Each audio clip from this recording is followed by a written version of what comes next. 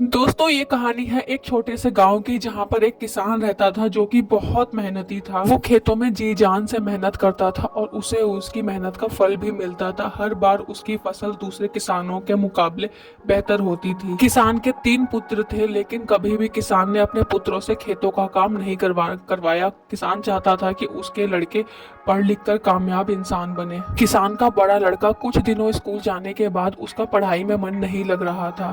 पिताजी के बहुत समझाने के बाद भी बड़ा लड़का स्कूल नहीं गया और अपने पिता के साथ खेतों में काम करवाने लगा। किसान के दोनों छोटे लड़के पढ़ाई में बहुत होशियार थे। किसान और उनका बड़ा लड़का कभी भी छोटे लड़कों को खेतों में काम करने के लिए, किसी भी काम के लिए नहीं बोलते थे। दोनों अच्छे स्कूल में पढ़ते थे और सामाजिक गतिविधियों से बहुत दूर रहते थे। उन्हें बस अपनी पढ़ाई से ही मतलब रहता था, बाकी सब कुछ उनके लिए बेकार था। समय बीतता गया, दोनों लड़के पढ़ लिख कर अच्छी नौकरी करने लगे। दोनों लड़के अलग अलग शहर में नौकरी करते थे। वे कई कई महीनों के बाद अपने पिताजी से मिलने आते थे।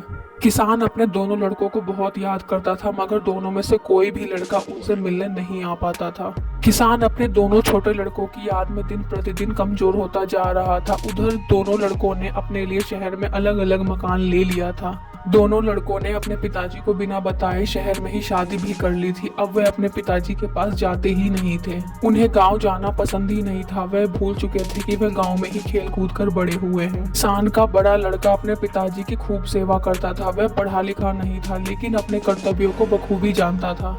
उसने अपने भाइयों के लिए भी कभी कुछ गलत नहीं कहा। कुछ दिनों के बाद किसान की मृत्यु हो जाती है। मृत्यु से पहले किसान अपने पुत्रों के लिए वसीयत के नाम पे 3 पत्र छोड़ जाता है। वह कहता था कि तीनों लड़कों को ये पत्र एक साथ दिए। ये खबर किसान के दोनों लड़कों को मिलती है। दोनों लड़के अपनी अपनी संपत्ति लेने के लिए गाँव वापिस आ जाते हैं। वे दोनों अपने पत्र की मांग करते हैं। पत्र खोलने के बाद वे बहुत शर्मिंदा होते हैं, क्योंकि पत्र में कुछ ऐसा लिखा था: मैं अब तक जिंदा था अपने अनपढ़ लायक बेटे की वजह से, लेकिन अब मैं जिंदा नहीं हूँ अपने पढ़े लिखे नालायक बेटे की वजह से।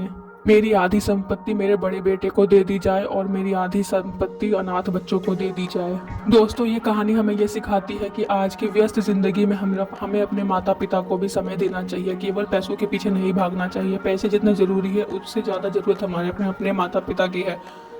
तो दोस्तों ये कहानी कैसी लगी हो जरूर बताना। चैनल सब्सक्राइब जरूर करना।